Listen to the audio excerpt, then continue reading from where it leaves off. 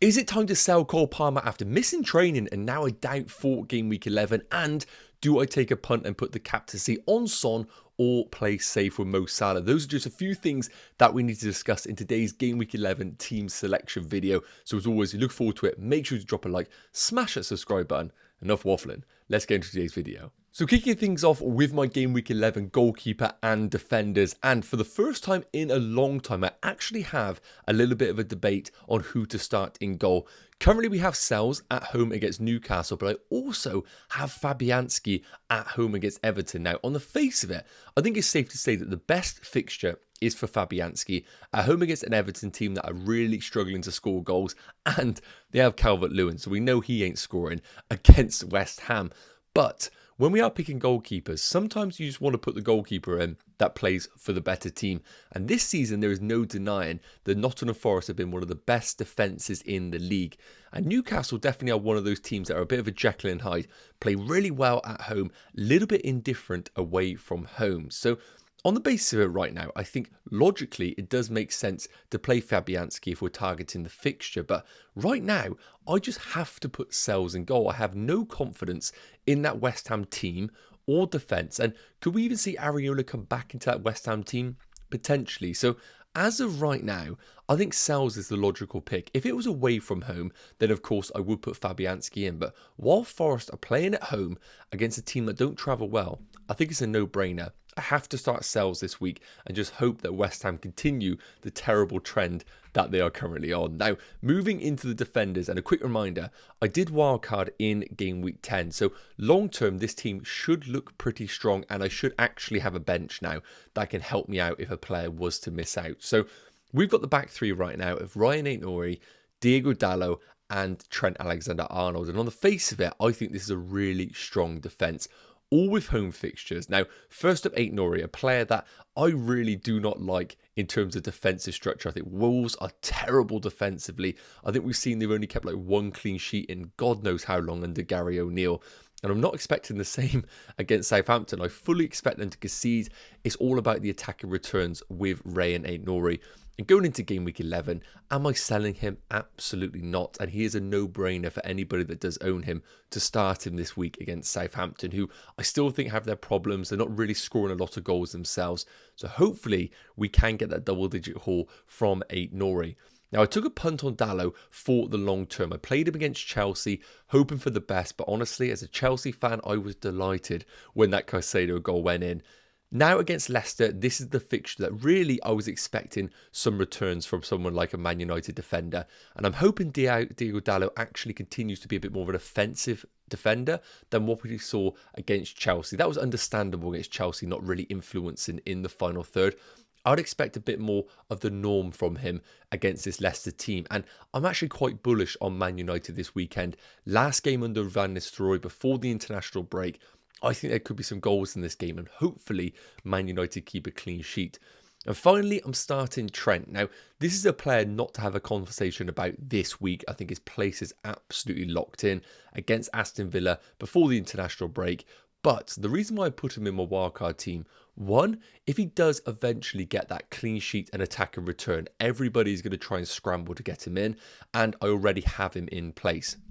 And secondly, he is a brilliant cash cow for the game because at his price point, there is nobody near him. So if I need to later down the line, I could downgrade Trent to a cheaper defender and then allow me to use those funds to upgrade somebody in my forward department to go for one of those mid-price forwards, whether it be Watkins, Isak, Nicholas Jackson, for example. So right now, Trent is an absolute hold in this team. And with Villa and the way that they are a little bit fatigued off the back of Champions League games, wouldn't be surprised if they were to pick up a positive result against them. After seeing what Villa done against Tottenham, I think Liverpool are good for a win here. And maybe, finally, a clean sheet for Trent and maybe an attack and return or two. On the bench, Vandenberg and Anderson, so happy to actually have strength in depth in this squad. So all in all, happy with the goalkeeper and the defence going into game week 11. So previewing my game week 11 midfield before any transfers are made, it's worth noting because originally when I built this wildcard team, I felt like there was no transfer to be made until game week 12 where I potentially was going to sell Son for Bukayo Saka. However, that yellow flag on Cole Palmer has changed the game. I will post up here the most recent press conference from Enzo Maresca, but he has stated that he didn't train yesterday, which was basically on Tuesday, and we will see today if he can train. But of course, right now, we have no certainty whether he is going to be available for the Arsenal game. And of course, because they are playing in the afternoon of Sunday, we're also going to get no team leaks whether he is actually going to be available for Chelsea or not. We might get something on Friday, but I think Maresca could keep his cards close to his chest and probably play a bit of a waiting game on both FPL managers and just Chelsea fans in general. So we need to quickly talk about some Cole Palmer replacements, because right now that is the absolute priority of this team. So the big question, do we sell Cole Palmer going into game week 11? Well, of course, we need to caveat this with a few things. One, that we don't actually know the status of him, so you need to hold off, because this is a really important player in a lot of people's FPL teams. So if you are to sell him today, that is just foolish. Wait until the Friday press conferences, wait until Saturday morning if you can, hopefully establish some information regarding him. The second thing you need to consider, of course, is that you probably have value accumulated in him. So he's currently priced at 11 million, but if you're one of those managers that bought him at 10.5 million, then you've actually accumulated 0.5 million. You could sell him at 10.7, and you're going to have to pay a lot more than that to get him back into your team.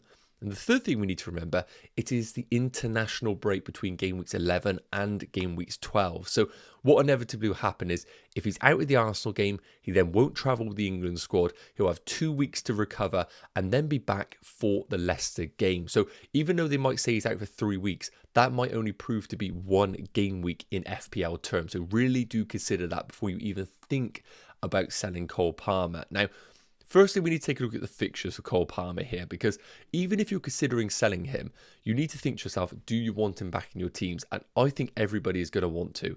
Leicester away in game week 12, Villa at home in game week 13, Southampton away in game week 14, and then even Spurs away in game week 15, I would argue, is an okay fixture for him. So you need to remember that this is a player that is having the tough fixtures right now and is going to come into the long-term fantastic picks. Before this yellow flag, we were all talking about how Cole Palmer was a set and forget until 2025. So please do think about this move before you sell him. Now, if I was to sell him in my team, the only way I personally would do it is if we got news that he is out for maybe a month. That means that he could be actually impacting game weeks 12 and game weeks 13. If that's the case, with the free transfers in the game that we can accumulate up to 5, I probably would then look to sell Cole Palmer, because there are options that are presented in front of us. Now, of course, I already have Son in my team, so I'm not looking at him, and I probably wouldn't buy him personally with the risk of minutes.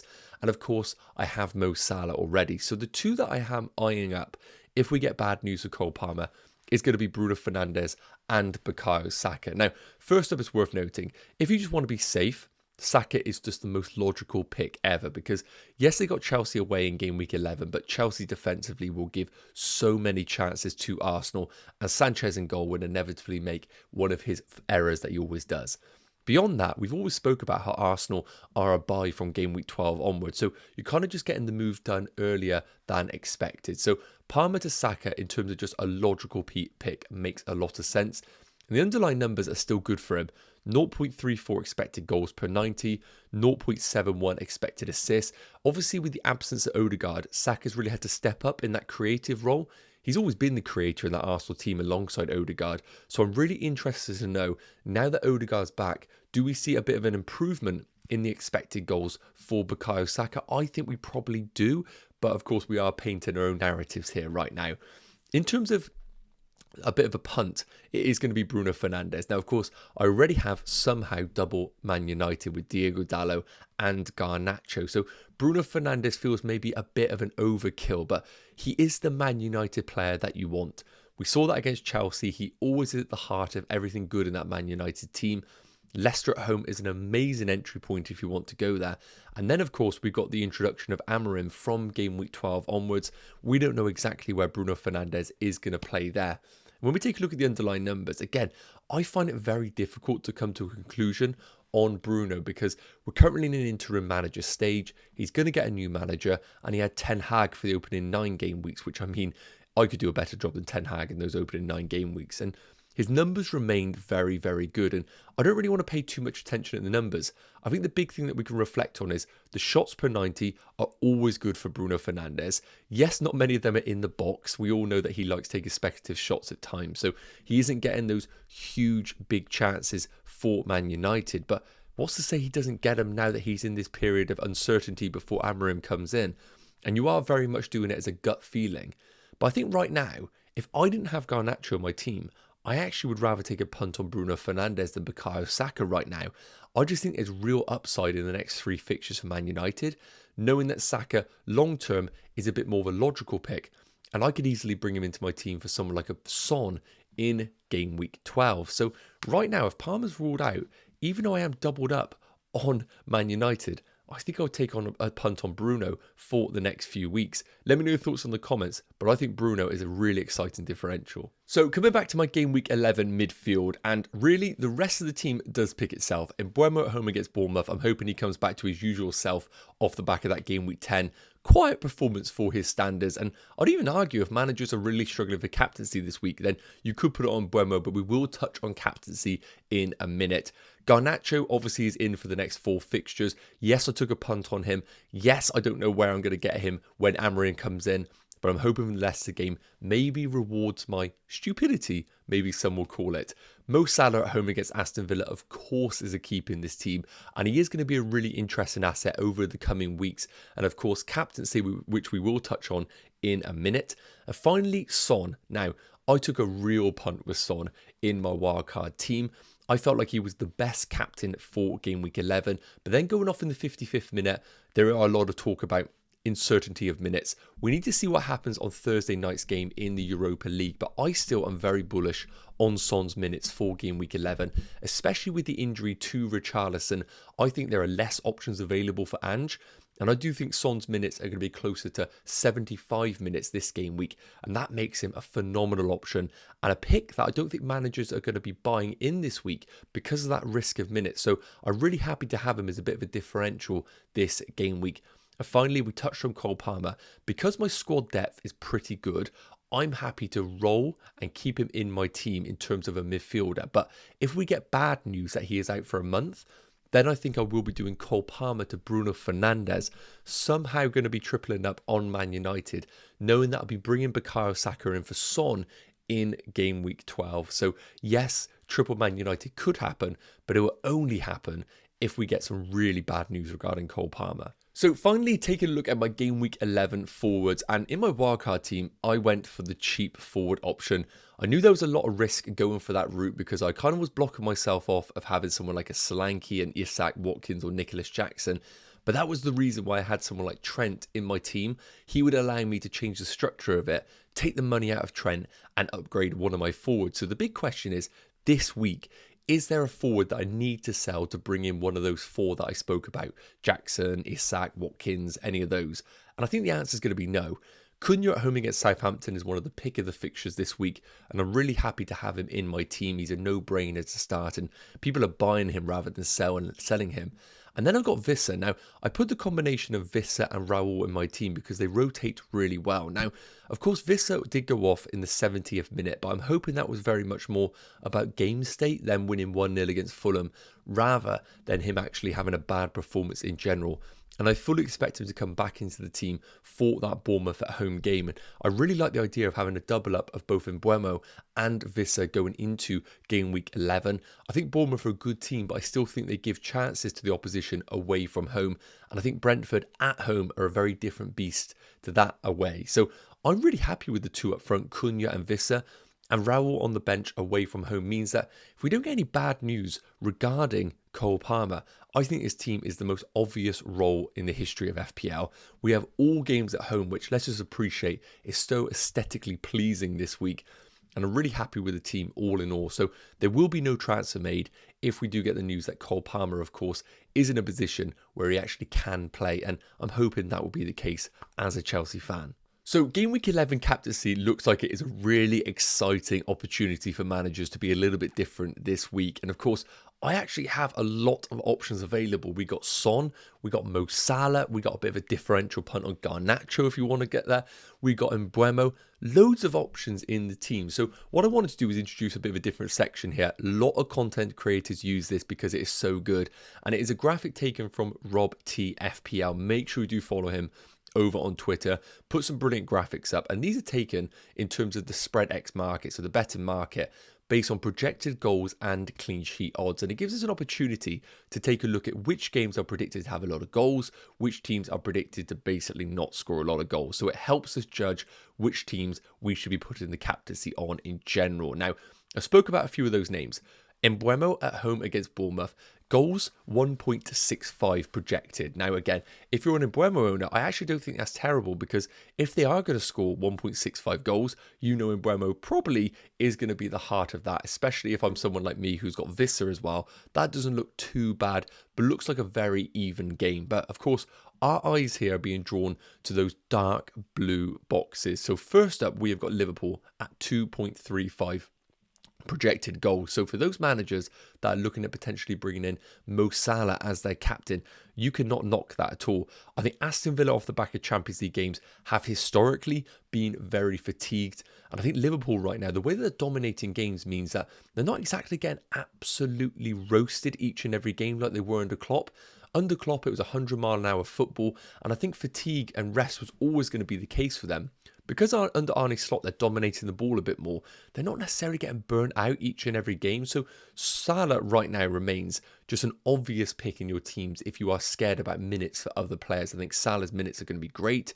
He's at the heart of everything good right now. 2 assists in that Champions League game.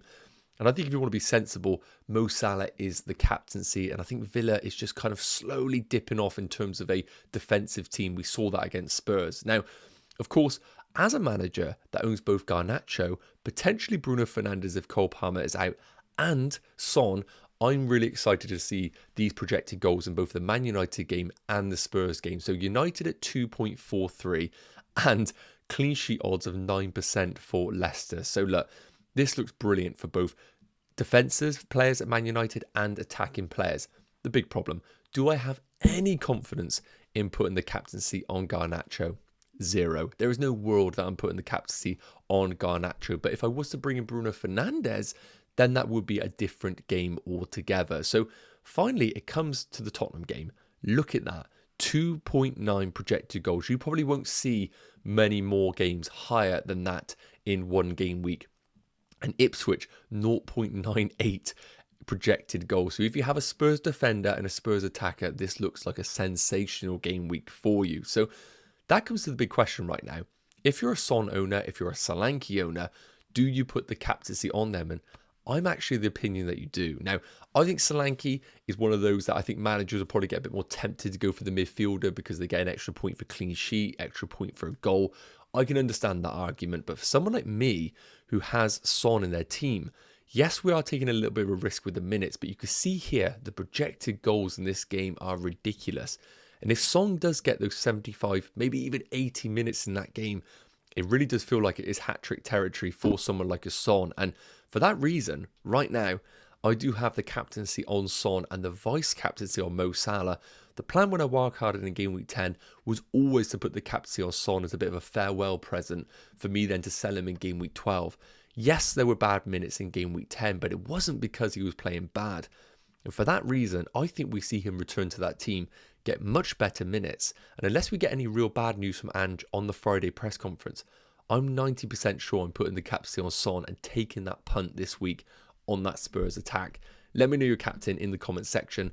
Am I being a little bit too brave? Yes, guys, okay, that's going to wrap up today's Game Week 11 team selection video. As you can see, still some decisions to be made, and hopefully Friday we will get an indication on Cole Palmer, and captaincy still a little bit up for debate. So we'll be doing a Friday video going through those last final thoughts. So make sure you do, of course, subscribe to the channel and drop a like on this video.